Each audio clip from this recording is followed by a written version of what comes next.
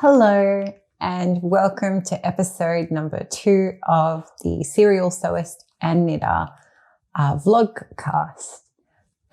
If you are a new watcher, thank you for clicking on my video to check me out. If you're a returning viewer, thank you for returning and welcome back. Here is my little spot on the internet where I talk about some of the things that I'm knitting. I go through some of my planned projects, some of my acquisitions, and I also talk a little bit about my sewing. So I think firstly I'll go through my finished objects and then I'll talk a little bit about what's on my needles. I will mention revisiting a UFO, and I'll talk a little bit about my planned projects, which are knitting and non-knitting. And then I will talk to some of the acquisitions that I have. And I'll finish up with a little bit of a shout out of some of the new podcaster vlogcasters that I have discovered. So welcome. I think you remember last time I was talking about my test knit for Vert Rose. So this is my finished object, which I'm currently wearing. I've been wearing it a lot, and the wool has held up quite nicely. As you can see, very, very dramatic sleeves, which I really love. And I usually push my sleeves up, so I get like a bell sleeve as well, which is really cute. This was a lot of fun to knit. This is using the Knit Picks bulky weight wool of the Andes in, I think it's like a heathered cobblestone. Lovely pattern, lovely design. It's her first published design, so, and size inclusive, which I love. So definitely check out Vert Rose. I'll pop a link in the description below. The second finished object that I have is my It Be Quilt. So I managed to finish assembling the last 6 blocks that I had, and I've pieced all the blocks together. There are mistakes. It doesn't line up. I don't really mind. It's my first quilt, and I received the wool batting today so I can begin to sandwich it. And I'm very excited. I did get a little bit by the quilting bug, and I am going to talk a little bit about that later on in my planned projects. Now I am going to talk about my on the needles. So you may remember last time I spoke a little bit about the lapoof. I gave you a bit of a preview. It's come quite far since then. Not entirely finished because I was finishing this, but I did manage to get through. I did manage to get through one sleeve. I'm really liking how this is turning out. So you were meant to alternate and fade the skeins every 15 rows or multiple of 5 rows. I chose to make the sleeves a bit darker for longer. So I alternated a bit sooner, I guess, along the first sleeve. I did this deliberately because I find that my cuffs can wear with time quite a bit, and coffee, food, life, they can get dirty. So darker color there works for me. I have the second sleeve to finish, and then I will be done with the lapoof. It'll be ready for blocking. Very excited about that. I do have some leftover skeins from that right now. We'll see how many I have left over after I've finished. and I'll try and see if I make some socks or something out of it, because they're very nice. Hedgehog fibers are quite expensive, so I do want to get the most use as I can out of that yarn. I talk about the colorways in my first video, so if you have questions around what colorways did I use, please refer to the first episode where I give a list of all the different colorways. The second thing I have on my needles is the first sweater that I have cast on to make for my partner. So he is wonderful, incredibly generous with his skills and time and love, and very supportive. And for quite some time, like, I've made him socks. He loves them. He's definitely knit worthy. And I've been wanting to knit him a sweater, but he gets quite warm quite quickly. And when everyone's completely rugged up, he's happy in a jumper. So his body retains heat quite well. Needless to say, we do enjoy going to, the snow and spending time outdoors when it's really cold. We're both very inclined to explore things when it's winter or autumn or late autumn. So with that in mind, I did cast on with some stash yarn. I'll call it like a vanilla raglan. So I think you can see very poorly the beginnings of that. This is a brushed fleece by Rowan. Give me a second. Yes, Rowan. Brushed fleece by Rowan. I purchased it a few years ago. It is incredibly soft. It feels lovely next to skin. It's not scratchy at all. I had purchased this to make like a wrap or a shanket using one of the brush fleece patterns by Rowan. It was almost like it would have been what I thought was going to be my first cabled wrap. And I decided the cables weren't going to stick out because it is a brushed fleece. So we're going to get hidden by some of the halo that it has. I'll grab a skein to show you. So he likes the feel of this. I'm really excited to get it done for him. So I think you can see here, there is like a bit of a halo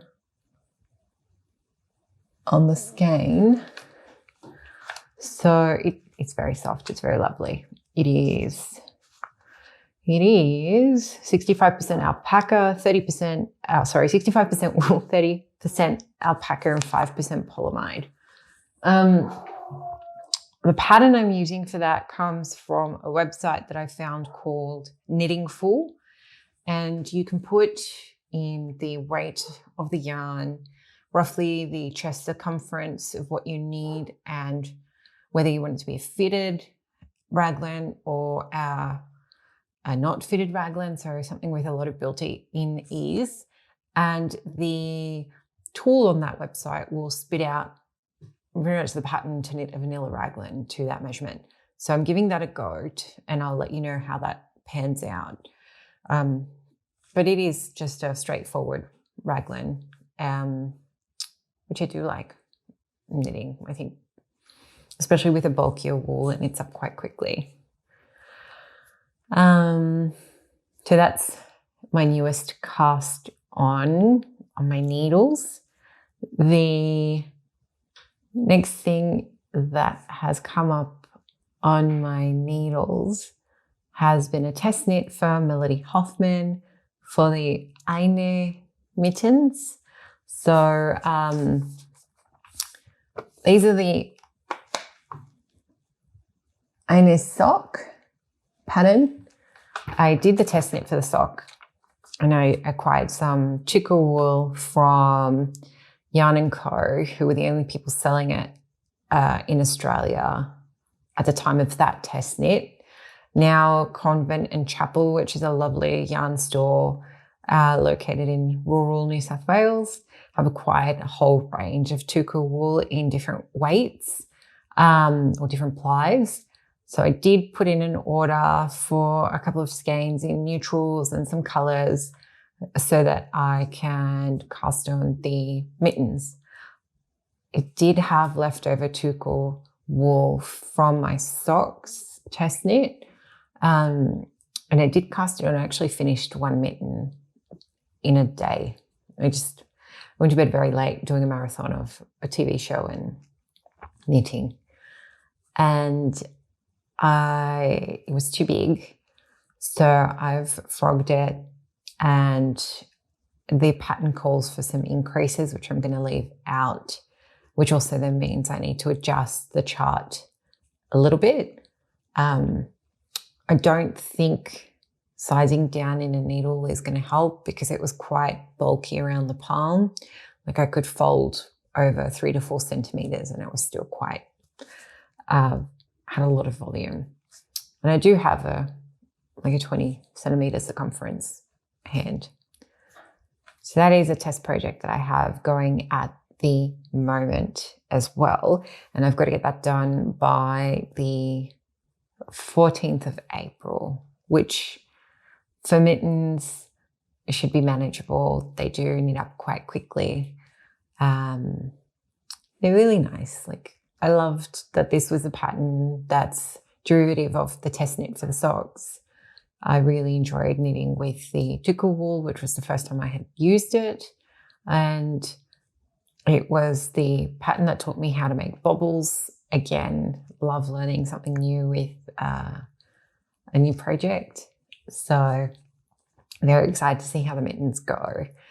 And I'm playing with the idea of even knitting the bobbles in the same coloured yarn as the main colour fabric, and then embroidering the branches of the flowers in a contrasting colour, just to see how that looks, because everyone's been using 3 different colours. So that is what's currently on my needles in terms of what's new and how my lapouche has been progressing. The next thing that has, I guess, revived, just having some coffee. Don't worry, it is decaf. It's very late in the day. I've just finished work and quickly set things up with a bit of help so that I could record an episode. I'm sure you will have UFOs that hang around, so unfinished objects that you felt really keen to start, and then they just kind of, the enthusiasm peters off. One of those for me was the Shawlography knit along or mystery knit along by Stephen West in October, September last year. So that ended up becoming a UFO for me around clue 3. So it's not a mystery anymore, so it's all over the internet now. So there are no spoilers, but around clue 3, I was like, I'm over this. I don't want to do it right now. Put it away. I put in a really cute project bag that I got from Totes A Go-Go. I love this Alice in Wonderland fabric. I may or may not have purchased some to make something with it. She's based in New South Wales. I found her on Etsy. Totes A Go-Go. Really, really love her stuff. And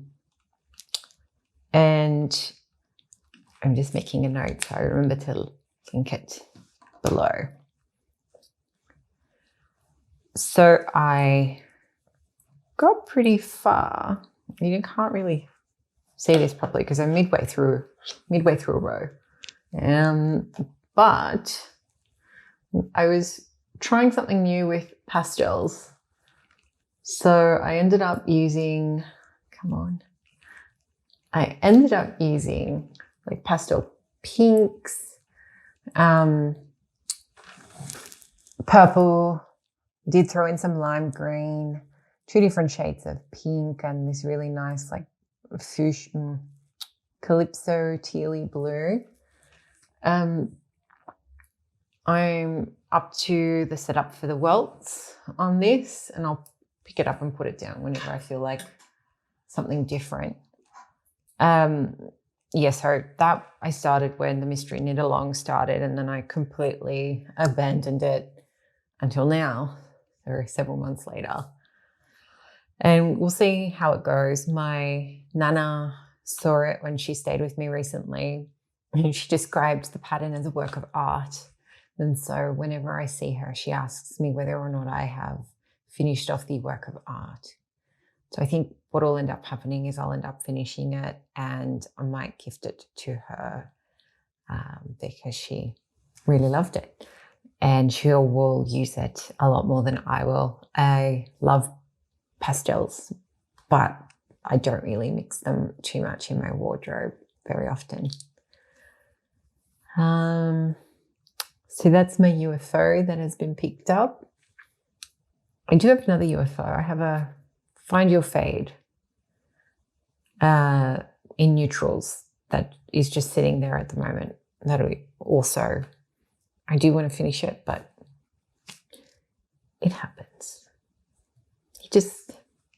You lose a little bit of love for them after a bit, and then it gets reignited. And the next piece that I'm going to talk about are the planned projects. So I've shown you the Eine Sock or Ine Sock by Melody Hoffman. I am planning on making myself a pair. So the pair that I knit for the test knit, I gifted them to my sister. So I will make myself a pair as well. That'll be done eventually. I have a yarn kit, well, 2 yarn kits that will make their way to me for the Great Gingham, which I ranted about last time, so I'm not going to repeat all that again. And I have some Stolen Stitches newer worsted weight in the colour Cerebellum making its way to me from Yarn Glorious Yarn in Queensland. I really, really, really wanted to put together almost like a coffee beige coloured sweater because it's a great neutral. It goes with blacks, greens, and denim blues, whether it's a light acid wash or a dark denim. And I think I'm going to make another tulip sweater using that colour, and I might tweak it to make it just a little bit longer, like a mid-crop, mid-length, between mid-length. I'll make it so that it is just longer than a crop, but not entirely full length, because it's got a really beautiful scalloped or tulip edge to it. Excuse me. So that's my second planned project that's come up since the last episode. The third one, which ties back into quilting, is the Bright Side quilt. That's designed by Megan Buchanan from Then Came June. It is a very straightforward, well, looks like a very straightforward quilt. It's just cutting the fat blocks into a bunch of different rectangles of different sizes and widths. So same width, same length, different widths to create almost like licorice all sorts, I guess, type of pattern. I purchased the curated bundle for the quilt from Scribbly Gum Co., who are now based in Victoria. And Jodie has some really beautiful fabrics, really beautiful curated bundles. She's got some great blog posts as well. So definitely check her out. So yes, I plan on making this quilt. I have the fabric sitting on my cutting table. I need to just put aside the time to cut it and then start building the blocks. I went through and labeled the colors. So their colors are labeled from like A to S or T. And then there's a method to the repeats within the pattern. So I was playing around with that on the weekend, using some Post-its and placing it on the fat quarters before I cut things up so that I know what I want to make. So that's it for my planned projects at the moment. And lastly, I will talk about my acquisitions. So my acquisitions. I put up a post today. Today is the 21st of March, talking about how I audited my finances and realized I was spending way too much on wool and quilting stuff. I got carried away. So I have to slow that down because of different reasons, but mainly I want to be more considered with making sure I finish the things that I have planned before I acquire more materials to make more things, so that things don't sit unfinished or unmaterialized, unmanifested. However, I did have a few acquisitions arrive, and there probably will be a few more that arrive by the time the next episode comes out, which I've purchased in the past couple of weeks. So I mentioned that I wanted to make the Lento sweater, and I was waiting for the pattern required yarn from La Bienemi. That has arrived now. This is like a beautiful mohair on the top and the fingering weight on the bottom. It is like a hunter green. I don't know if you can see that. If it's staying true to color. It's a really lovely hunter green. The mohair is a more saturated green than the fingering weight. The fingering weight is like a very dark hunter green. And then the mohair is a more saturated, intense green, which I think is what gives it the lift in color once it's knit together. So I have to wind these and swatch and cross my fingers that I get gauge with the recommended yarn. The second thing that arrived for me was the mohair from the Wandering Flock shop update. So this is 80% kid mohair, 20% silk in the colorway Holographic Dreams. Pastel rainbows. Like, come on. I have this in the fingering weight. I purchased enough so I purchased sweated quantity in the fingering weight. I also purchased roughly the same amount in mohair. I want to make a beautiful cotton candy fairy floss pastel rainbow sweater eventually. So very keen for that as well. I just think it'll be something nice to pair with other things in my wardrobe. And it's beautiful. So it won't go unused. That's it for my acquisitions in terms of wool. I did also get I found two books when I went op shopping. One of them was this vintage book, which is like from 1980. This is a 1982 edition, but it was first put together in 1942. And it is just this, like just different blocks and patterns in it for quilts. I thought that was really cool because it gives you a bit of creative license depending on what you want to make or if you want to learn a new technique. The other one was Quilting for Beginners by Lynn Koff. Again, I think it's a vintage book. And it just goes through basics. And I thought, why not? It was only a couple of dollars. I'll give it a read, see what I get out of it. So that's it in terms of acquisitions since my last update that are currently with me. Episode 3 will probably have more. And then finally, I wanted to give a shout out to a couple of podcasters that I have come across whilst on YouTube. It starts to recommend different things to you. People that have been watching for a while, new people that I have found. So one of them is Oliphant Knits. She is a Sydney-based knitwear designer and absolutely lovely. She's been YouTubing for quite a bit, so I was quite surprised that I hadn't come across her before. So definitely have a look at her videos.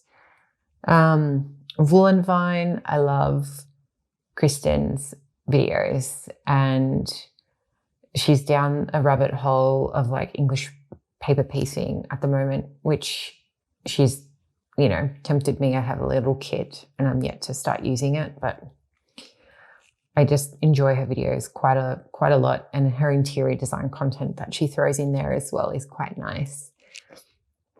Creya Bear, so Rebecca from Creya Bear Knits is another one who I really enjoy watching her videos. I love that she's introducing more sewing content into her videos as well. So who doesn't know Creya Bear? I'm pretty sure a lot of people do. Heather and Hobbs is also another who I really enjoy watching. There is also a new one called Copy. I'll put the link below. But Copy Knits. And she's got some really lovely, bright designs that she's been working on. And finally, the Woolen Twine videos by Yulia. So I really, really love listening to her talk about the different fibers and the considered effort that she puts into sourcing the wool that she puts in her shop updates. So much so that I am going to find it really hard to resist buying more wool. If you've made it this far, thank you so much for watching. Let me know if you have been tempted to start making a quilt. I'd really love to hear from you in the comments. Also, equally, let me know if you have any UFOs that you've recently found that you've wanted to start knitting with or knitting on again. Also keen to have a conversation with anyone who's watching about what you do when you've purchased too much yarn or you have too much yarn and you haven't shopped your stash. Do you start looking through Ravelry to get inspired to use up your current stash? Do you put a self-imposed ban on buying new wool until you finished your projects? Same with fabric. If you're a sewist and you've bought a bunch of fabric, let me know in the comments. In the comments below, I will put a link to everything that I've talked about, the shops that I've mentioned in the description below. And for anything that I've said, go back to episode 1. Feel free to go to my channel and go back to episode 1 to have a look. So thank you, and I will see you